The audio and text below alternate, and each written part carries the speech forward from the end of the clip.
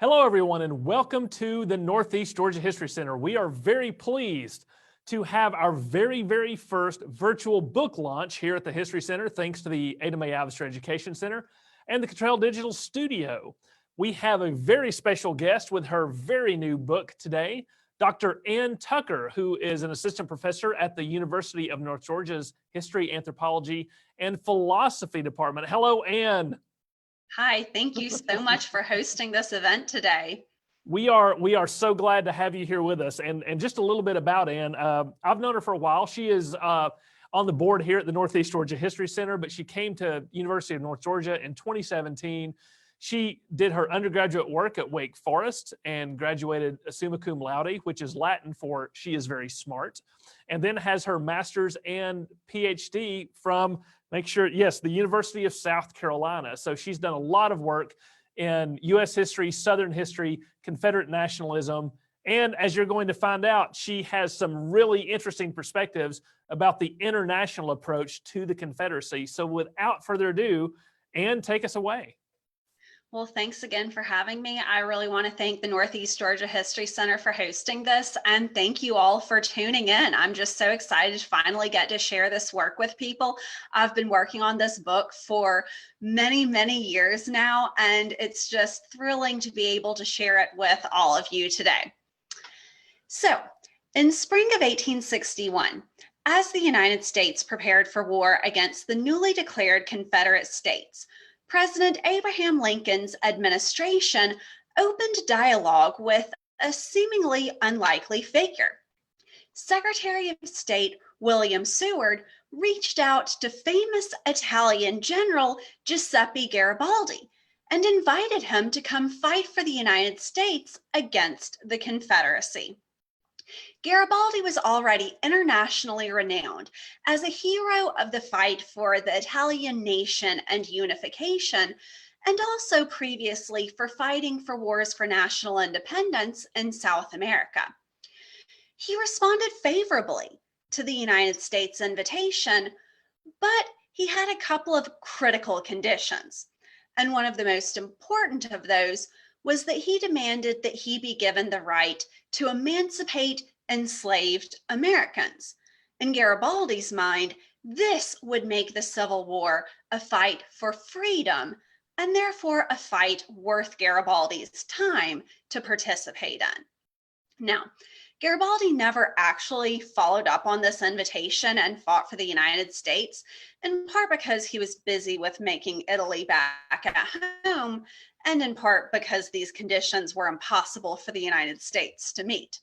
Nonetheless, this proposed alliance between Garibaldi and the United States reveals that from the very beginning, the American Civil War was far from a solely domestic event. The American Civil War had profound implications for 19th century ideas of freedom, rights, and nationalism. And Americans throughout the North and the South understood their struggle in these terms. The Garibaldi invitation raises interesting questions about the Civil War. Why was Garibaldi so important to Americans, not just in the US, but also in the Confederacy? Why did Americans and Confederates view the Civil War as connected to places like Garibaldi's Italy? And how did this sense of international connectedness influence secessionists and then Confederates as they tried to create a new nation? These are among the many questions regarding the Civil War and creation of the Confederacy that my new book, Newest Born of Nations, helps to answer. As I demonstrate, the American Civil War was tied to larger international trends. International influences, in turn, shaped the development of the Confederacy itself. In late 1860 and early 1861, white Southern men voted to secede from the United States of America and instead form the Confederate States of America. Among the many tasks that the creators of this new nation had to accomplish was to justify their actions and explain why the new Confederacy deserved to be an independent nation. They drew from a wide range of ideas in doing so. In particular, as the ordinances of secession that each state wrote make clear, secessionists argued that Northern threats to slavery were severe enough to justify Southern secession and the creation of a new nation that would provide greater protections for slavery. Although Confederates did not hide the key role of slavery in inspiring their new nation, they supplemented this argument by developing various strategies for dressing slavery up in more internationally acceptable principles such as state sovereignty and self-government. In Newest Born of Nations, I reveal that one of the ways that Confederates sought to translate their concerns about slavery into more palatable terms was to place their actions within an international context of new nations seeking independence and admittance to the international family of nations. As they tried to defend and legitimize the Confederacy as a viable nation, Confederates turned abroad, looking for inspiration in new and aspiring nations like Italy. Confederates had ample examples of new and aspiring nations and attempts to create nations when they looked to recent events in Europe. Historians have characterized the late 18th and early 19th centuries as the age of revolutions, as revolutions spread throughout the Americas and Europe as nationalists tried to overthrow monarchs and empires, eliminate tyranny and oppression, and establish self-governing nations instead. Particularly during the widespread European revolutions of 1848, Ireland sought independence from Great Britain, Hungary fought for autonomy from Austria, France declared republican governance, and other nations. Ultimately, the revolutions of 1848 failed, but a decade later, Garibaldi's own Italy did succeed in uniting as the independent Kingdom of Italy in 1860, making it one of the most famous and successful examples of a new nation that had recently declared and defended its independence. The white Southerners who created the Confederacy were very familiar with these events abroad. They had closely followed the European revolutions throughout the antebellum period and had even used their analysis of these events to help them clarify their ideas of what a nation should be. When Confederates sought to explain and legitimize their new nation then, they utilized this international context. To Confederates, the Confederacy was just the latest in this long line of aspiring nations seeking independence. Confederates ultimately compared the South with new and aspiring nations like Italy, using these international comparisons to justify and to defend secession, as well as to define the meaning and values of the Confederacy. In my new book, I identify 3 different international perspectives that Confederates ultimately develop as they use this international context to define their own visions of Southern nationalism. The most widespread of these international perspectives claimed that the Confederacy was a valid nation because it followed in the footsteps of nations like Italy in seeking liberal ideas like national self-determination and self-government, as well as in fighting against tyranny and oppression.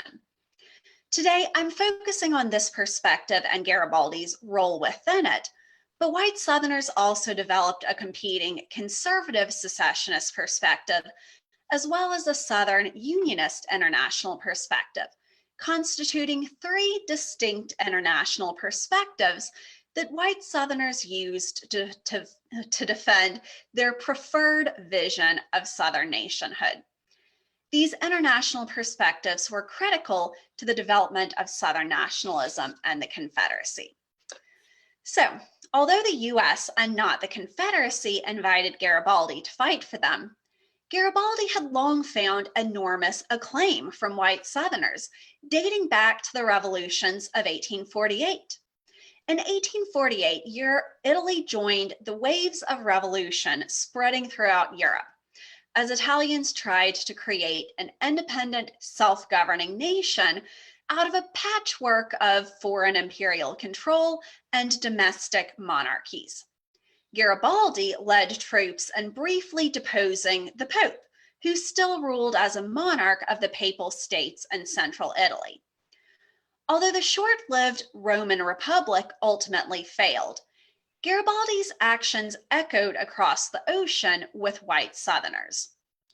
Critically, it wasn't just Garibaldi's military prowess that led white Southerners to praise him. White Southerners in 1848 praised the values and virtues of nationalism that Garibaldi represented as a leading international figure of nationalism. As an author for the Macon Telegraph declared, for example, the name Garibaldi was a synonym of daring bravery, military genius, and stern virtue. Garibaldi stood as the exemplar of the best and proper national values, according to white Southern observers. By praising Garibaldi as a representative of the proper values and expressions of nationalism, white Southerners clarified their own vision of what a nation should be and ultimately defined their ideal of the perfect nation, in doing so, developing an international perspective on nationhood. By the time secessionists urged the creation of a new Southern nation in 1860 and early 1861, they were able to draw on this international understanding of nationhood to use international comparisons to legitimize secession and the Confederacy. Garibaldi again featured prominently. His appeal had only grown since 1848, as in 1860, Garibaldi had just won a major victory in leading his 1,000 red-shirted volunteers to conquer Sicily for the new nation of Italy. Confederates drew comparisons between Garibaldi and their own new leaders in an attempt to attach the glory of Garibaldi to Confederates. As one journalist wrote upon the opening of the Civil War, for example, if the spirit of Garibaldi could free Italy, the South can never be conquered while her sons are faithful and have Lee and other Confederate generals to lead them.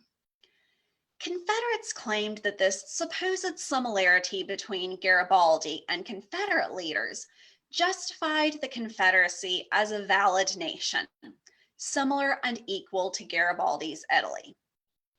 Beyond a similarity between military leaders, Confederates also repeatedly asserted that the Confederacy and Italy fought for similar causes, in particular, the cause of self-government in the face of tyranny.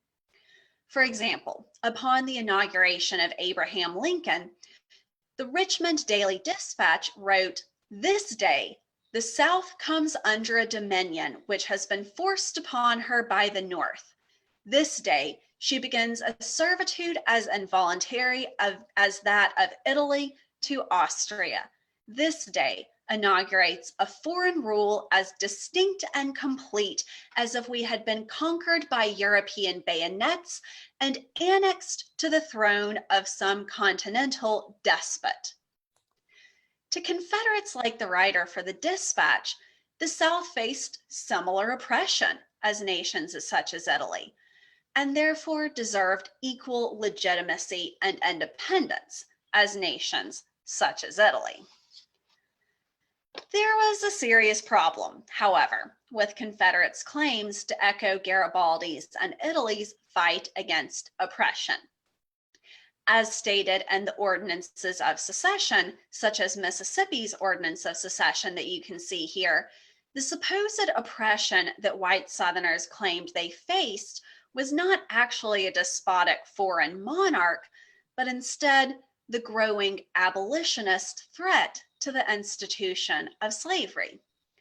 In this view, Northern abolitionism was the threat that supposedly oppressed white Southerners, just as it was the tyrannical empires like Austria that oppressed nations such as Italy. To Confederates, then, it was threats to slavery that supposedly equaled the oppression and threats to self-government that they had observed in Europe. Garibaldi's potential alliance with the US, and critically, his anti-slavery response, in which he said that he must be given the power to emancipate the slaves to make it a war worth fighting, this response disproved Southerners' international comparisons. In reality, the existence of slavery violated rather than upheld principles of liberty and self-government. Garibaldi's anti-slavery response to the US's invitation highlighted this truth, revealing that indeed only a fight against slavery, not for slavery, would equal Garibaldi's own fights for national freedom. The larger international community, which, like Garibaldi, had largely embraced abolition, likewise recognized that a nation seeking to defend slavery harmed rather than advanced the fight against tyranny. The international comparisons that Confederates used to declare themselves equal to Garibaldi and to Italy were false. Nonetheless, despite the problem that Garibaldi made clear, Confederates relied on these international comparisons as they made the case not just to the world, but themselves as to what their new nation was all about. Confederates used these international perspectives to translate their desire to protect slavery into more internationally accepted principles, such as self-government. Although they failed to convince Garibaldi and a broader audience that the protection of slavery constituted a valid reason to create a nation, international perspectives were a key Southern strategy for developing and defining the Southern nation. As the Garibaldi story illustrates, white Southerners' international perspectives played a key role in the development of Southern nationalism. My book teaches that the making of the Confederacy was ultimately a transnational process. Civil War era Southerners saw themselves as part of a larger international debate over the meaning and making of nationhood. For many white Southerners, the Confederacy was nothing less than an equal and valid member in the international family of nations, and their national self-identity thus depended on the vision of the Confederacy as the newest born of nations. Ultimately, then, my book not only answers questions about international influences on the American Civil War, but in doing so, it also helps answer questions about the cause of the war itself and what the Confederacy stood for. Thank you so much. Thank you, Dr. Tucker. That is absolutely fascinating. I remember when you first told me about this, about the project that you were working on, I was surprised that you were somehow connecting Italy to the Confederacy, and yet here we are, and there are a lot of influences around Europe, as you say, but especially from Italy. So one question I would like to sort of pose to you: during the American Revolution, of course, we had our Declaration of Independence, which, as you said, with these declarations, was as much about convincing Americans what they were going to be fighting for as the Declaration said, submit the facts to a free and to a candid world. Did the European perspective of the Confederacy trying to gain its independence reflect previous European views of the American Revolution earlier? How are they the same? How are they different? Sorry, I lost you for a sec. Can you repeat that real quick? Oh yeah, sure. So if the Declaration of Independence for the American Revolution sets up the opportunity for Europeans to see the Americans taking their place as the newest of nations, and then a couple of generations later, the same is expected by the Confederacy as they're trying to get international support. from a European and perhaps even an Italian perspective, how were those views the same and different between the American Revolution move to independence and the Confederacy's move to independence? Yeah, that's a great question, because ultimately that's another way that these Confederates are trying to justify what they're doing, claiming that they're following in the footsteps of the American Revolution, just like they're following in the footsteps of the Italians and other European nations. It doesn't necessarily play terribly well outside of white Southerners, however. So again, one of the serious challenges to these comparisons that white Southerners are trying to draw is the fact that the defense of slavery violates rather than upholds these values of nationhood, self-government, national self-determination that the American Revolution was fought for and the European nations were fought for. So when we look at the European response to these events and these claims, really, especially after Abraham Lincoln issues the Emancipation Proclamation and does make this a war to end slavery, that's when Europeans really start, cluing in and saying, oh yeah, now the argument that the South was following in the footsteps and declaring independence, Europeans may have been willing to go with that a little bit more. But again, once the Emancipation Proclamation makes this a war to end slavery, that's when Europeans really go, no, that's not what we don't want to support a fight for slavery. We want to support a fight against slavery. Now, of course, Europeans never actually get, there's no official recognition of the Confederacy or involvement in the war on the part of European powers, although many individual Europeans will fight for both sides, particularly immigrants. But there was no European government that ever recognized the Confederacy's independence. Isn't that right? That's correct. And one of the things that I write about in my book, I mentioned there's also a conservative secessionist perspective that basically claims the Confederacy improves upon nationalism as it was in Europe and does so through slavery, that it creates a more conservative slavery-based nationhood that's going to be the best the world has ever seen. And one of the things that this conservative international perspective does is, after the Confederacy has been rejected by the more liberal powers of Europe, like Great Britain and France, this conservative perspective turns to more conservative powers in Europe and says, maybe they'll be our allies. And the Pope actually features centrally in this. He's still governing as monarch of the Papal States. And he writes a letter to Jefferson Davis, president of the Confederacy, where he basically calls him President Jefferson Davis. And Confederates seize upon this as proof that the Pope has recognized the Confederacy. And since all Catholics do whatever the Pope does, then obviously other Catholic nations are going to recognize the Confederacy at any moment. But it was not intended to be a statement of recognition. It was not a statement of recognition. That's really the closest that the Confederacy can ever come to claiming, contrary to facts, that they gained recognition. Well, I guess they were. I'm sure by the middle of the war, they were desperate for anything they could get a hold of. Absolutely.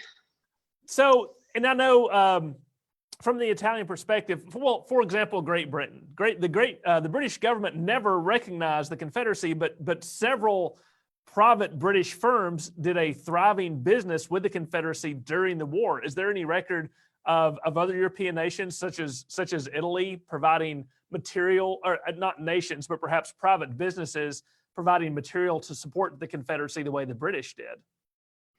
Yeah, that's an interesting question. I didn't necessarily come across as much of that in other nations in my research as I did in the British. So, as you mentioned, there are actually Southern Independence Associations in London, certainly propagandists working in London to try and, support the cause of the Confederacy. And to some extent, there were Europeans who did support the Confederacy, at least in theory. And some of them even bought some of these arguments that Confederates were making through these self-comparisons. So there were individuals, again, these associations in Britain, even some high-powered individuals. So the Emperor of France even at one point says, sure, we recognized Italy, we can recognize the Confederacy. They're creations of the same God, basically. If we recognize one, we're going to recognize the other.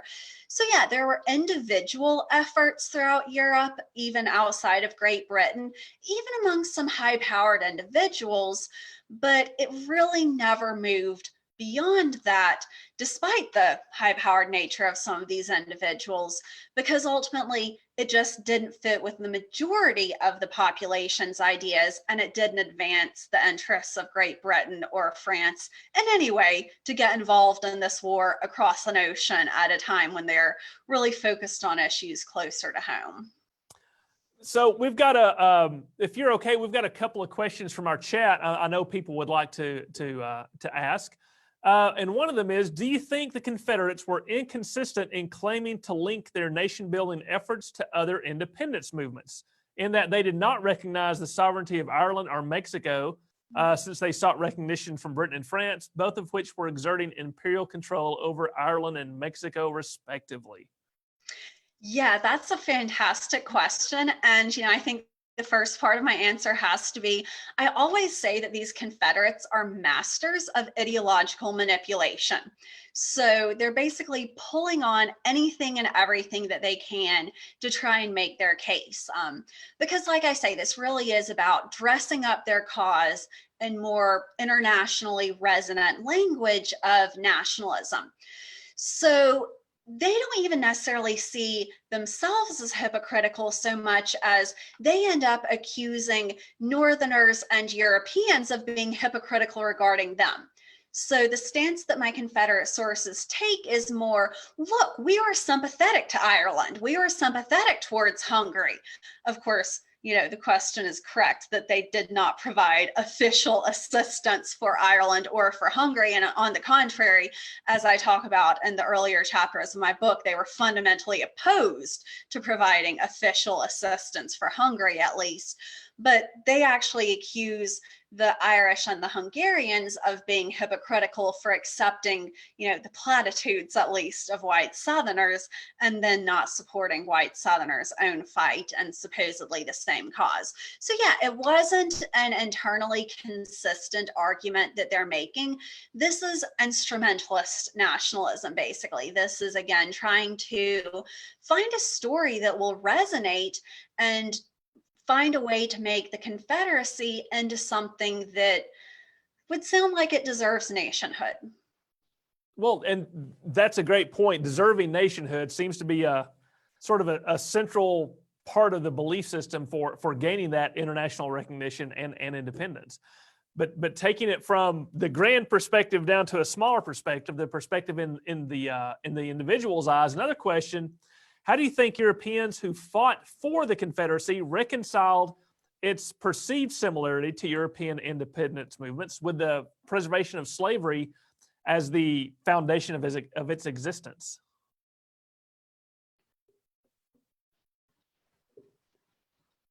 Did you get that one? Sorry, I lost you again. That's okay. How do you think Europeans who fought for the Confederacy, physically, reconciled its perceived similarity to European independence movements with the preservation of slavery as the foundation of its existence?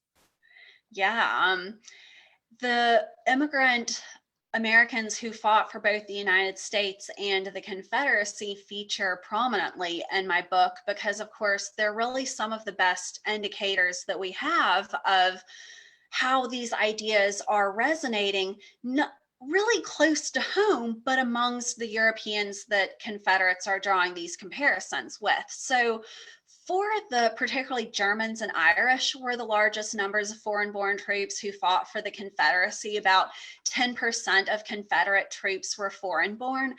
And for these Irish and Germans, they had both undergone these nationalist revolutions back at home. So the Irish, of course, had sought independence from Great Britain. The Germans were fighting all sorts of struggles. And of course, famously, the German 48ers had to flee in the aftermath of the failure of the revolutions of 48. So what you see the German and Irish Confederates doing is really echoing these same arguments that the Confederates were making, that the Confederacy is fighting for the same thing that Ireland or Germany did abroad. So John Mitchell, for example, was a leading Irish nationalist who was exiled and moved to the United States and actually sets up camp in Knoxville. He's a newspaper man. He has a newspaper and he uses it to really speak out in favor of slavery in the antebellum period. And so John Mitchell's writings during the war, you see him really lamenting the Irishmen who are fighting for the North, saying that they're fighting in defiance of the same cause they had fought for in Ireland. And you see him really celebrating the Irishmen who fought for the Confederacy because, in his mind, these Irish Confederates are fighting for the same cause that they fought for in Ireland. So for the Irish in particular, slavery did not present a problem to these Confederate claims to legitimate nationhood. The Irish in particular already were more predisposed to be accepting of slavery, in large part because they associated abolition with Britain and they hated Britain. So for the Irish, that just wasn't a problem.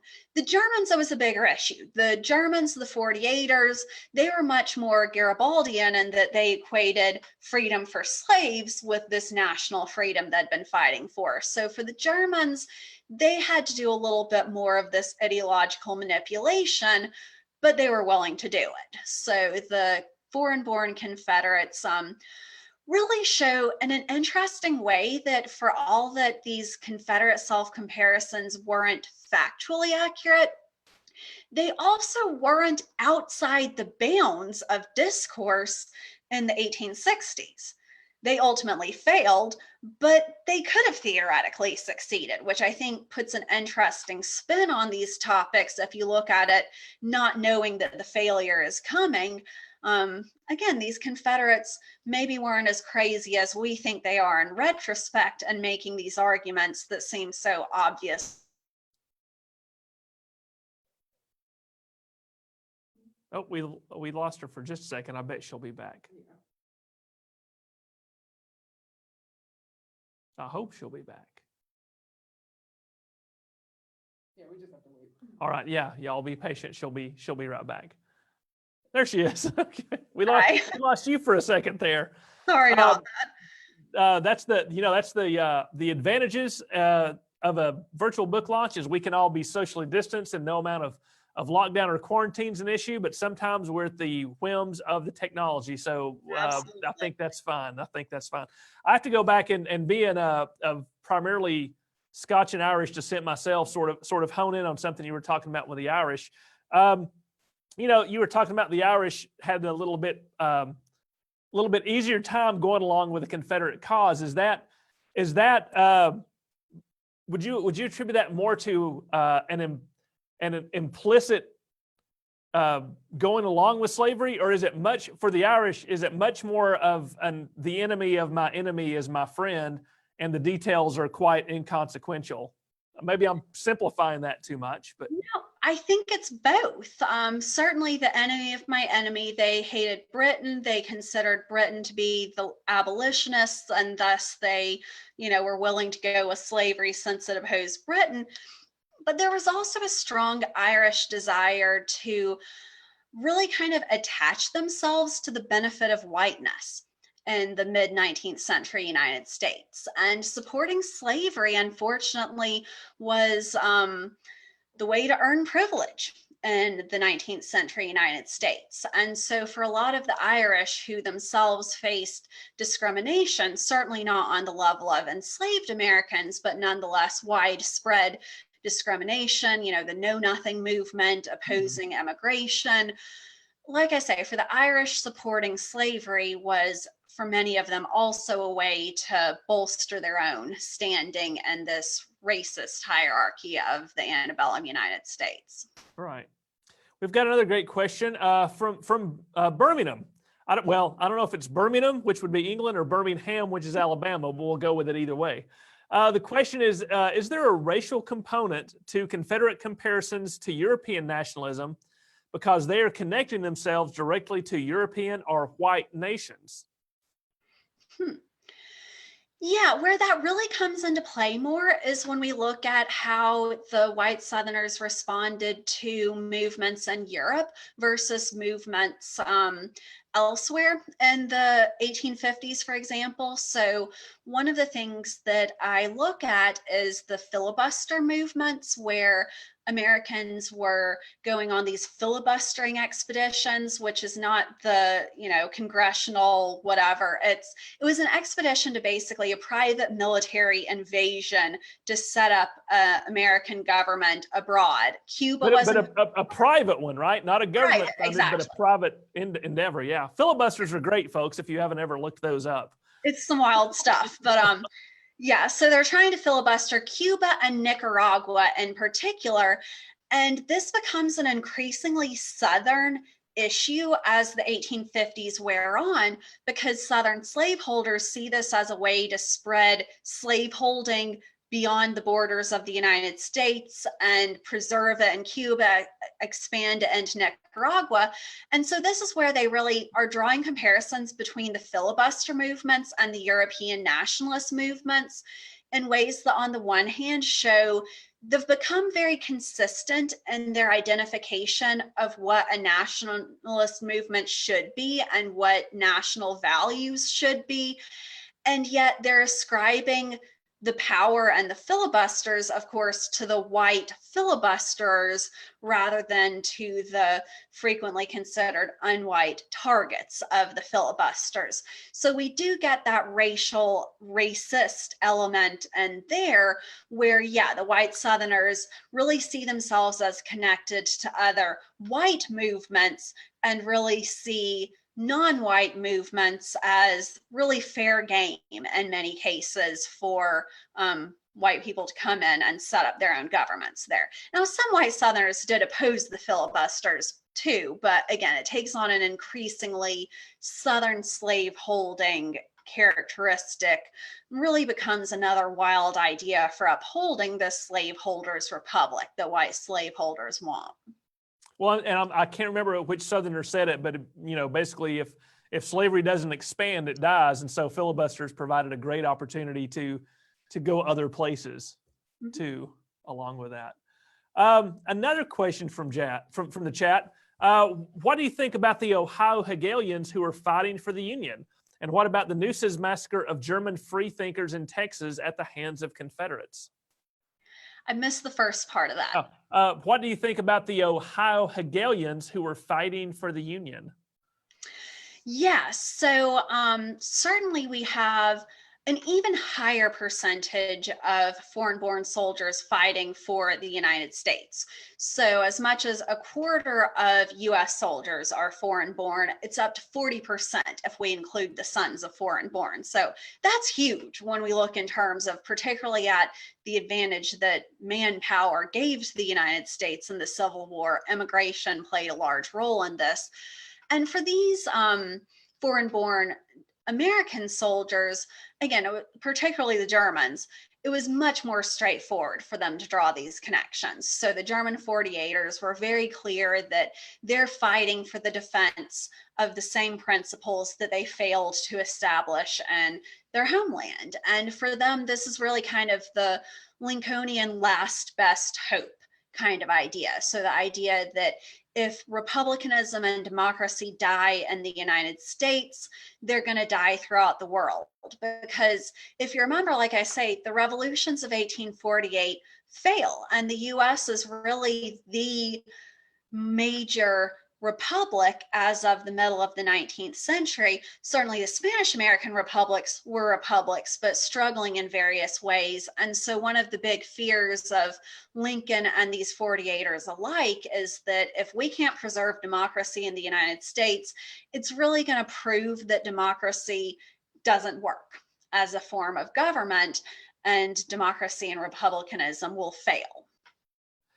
And I'm so glad you brought that up because that is a crucial point. I think a lot of folks don't understand. Here in 2020, we look around the world and so many countries are republics, democracies, representative governments. It's sort of the norm.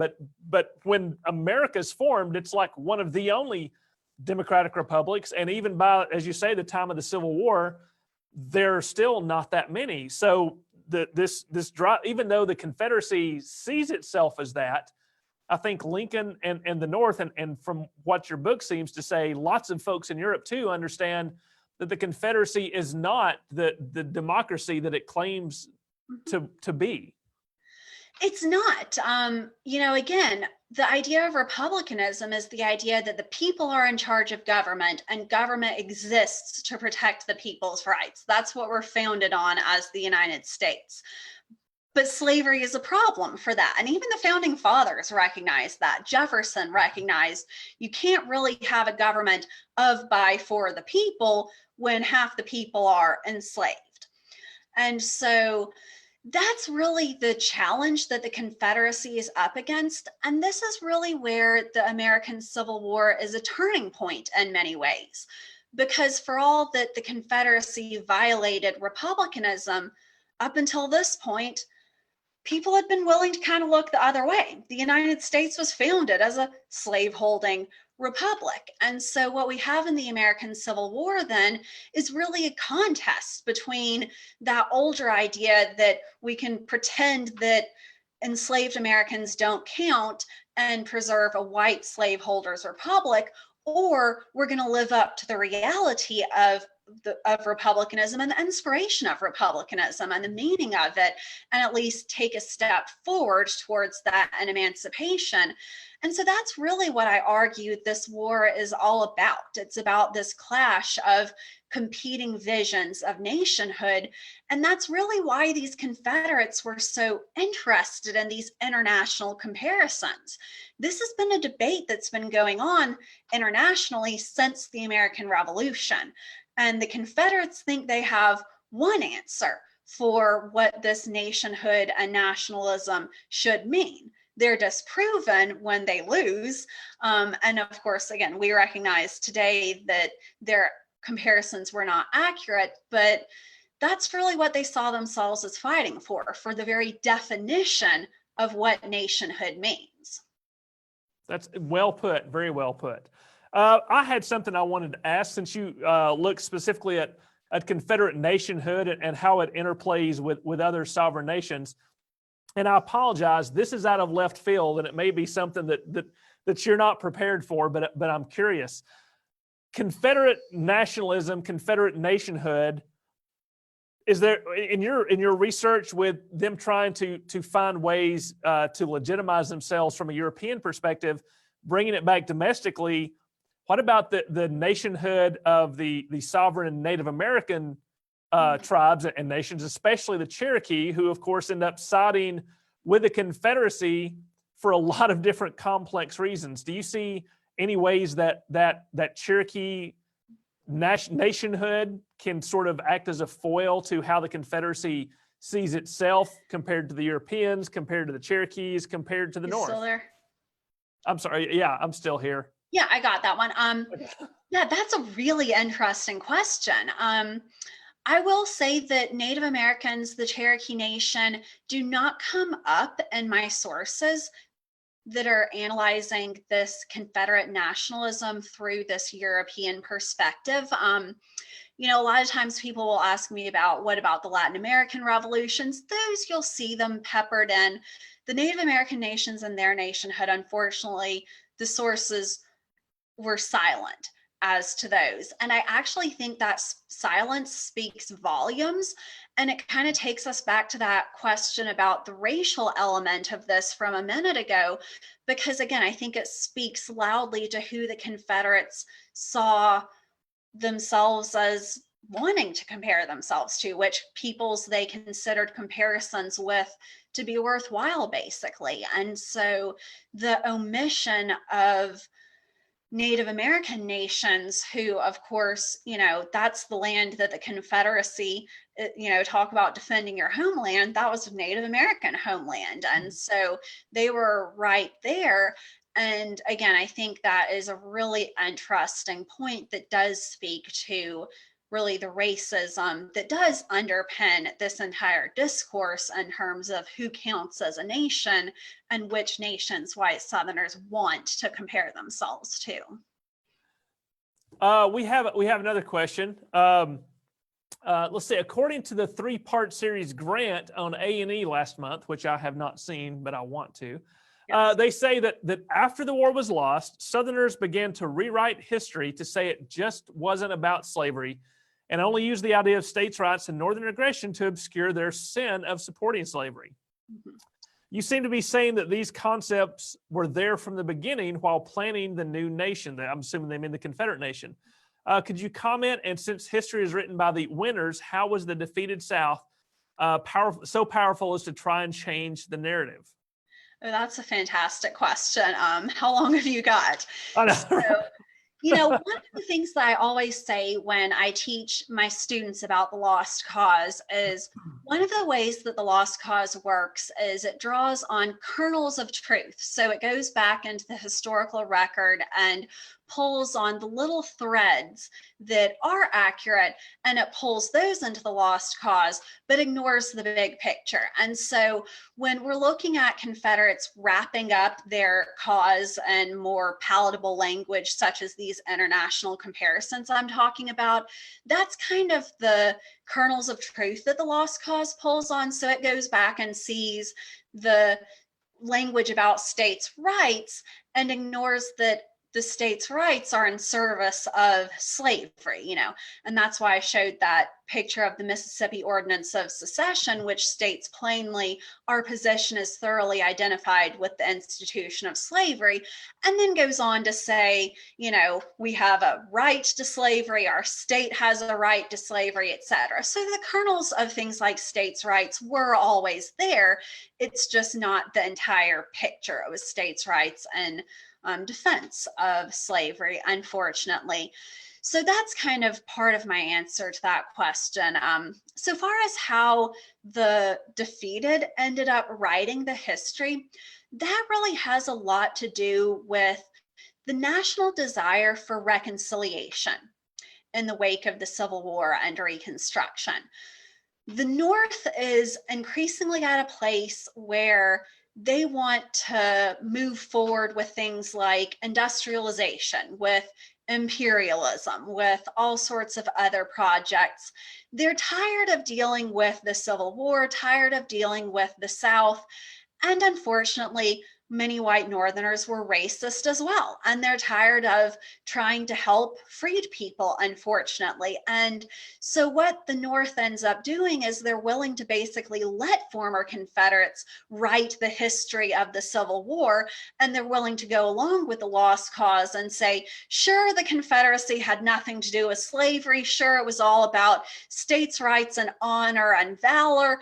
And we'll ignore the racial issues and slavery with you, because that was what was going to allow the North to be able to start turning forward and devote their resources to things like industrialization, rather than having to continue to commit resources to the South, because that was what it was going to take. White Southerners made it clear with things like the Ku Klux Klan, they were not going to accept racial equality.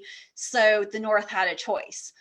Make nice with white Southerners and move on, or continue fighting for Black Southerners, and they chose reconciliation for the most part.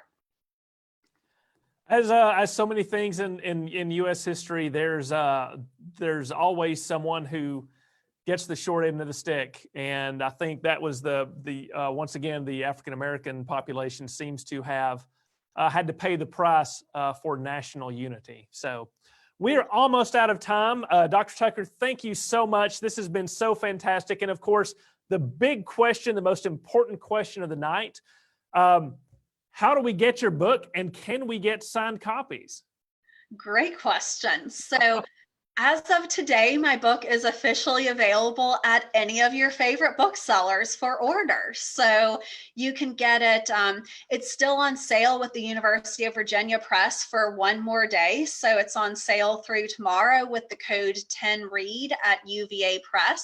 You can get it on Amazon. You can order it through any bookseller. Or if you would like a signed copy, you can go to my website, www.annltucker.com. And on the Newest Born of Nations page, there's a form you can fill out with the request for what you would like me to write and a PayPal link for the payment as well. Thank you so much. That's how you know she's a cool historian. Not only does she have a PhD, she's got her own website, ladies and gentlemen. So all the Twitter historians are doing it. Oh, Dr. Tucker, thank you so much for being the first of our virtual launches. This is a fascinating book, a fascinating study, and adds greatly to our understanding of the South, the Confederacy, and arguably one of the most difficult times in our nation's past. Thank you for being with us. Well, thank you so much for hosting, and thank you all for tuning in. Absolutely. Folks, that's going to be it. We will see you soon. Until we see you again, visit our website, go to Facebook, check out our list of events, and take care.